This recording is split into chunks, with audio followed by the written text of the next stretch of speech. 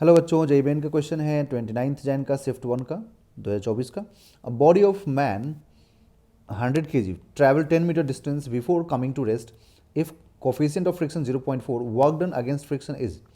ठीक है, work done against friction friction पूछ रहा है बच्चों। जैसे कि फॉर एग्जांपल ये सरफेस है, इस सरफेस पे कोई बॉडी है, ठीक है, ये ट्रैवल कर रहा है 10 मीटर डिस्टेंस।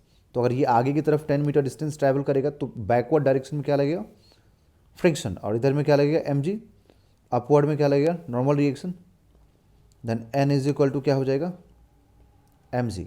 ओके, तो हम लोग फ्रिक्शन क्या लिखेंगे बच्चों, friction is equal to mu into normal reaction. Mu का वैल्यू कितना 0.4 और m मास कितना दिया हुआ अपने को 100 इंटू जी का वैल्यू 10।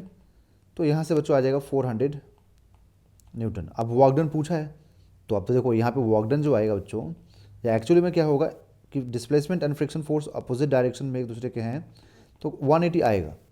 ओके, तो वर्क डन जो नेगेटिव आएगा ये रिप्रेजेंट करेगा सिर्फ कि यहाँ पर उतना एनर्जी फ्रिक्शन के अगेंस्ट खर्च हो गया है। ठीक है, तो फ्रिक्शन फोर्स कितना 400 इंटू डिस्प्लेसमेंट 10 इंटू -1 कॉस 180 की वजह से।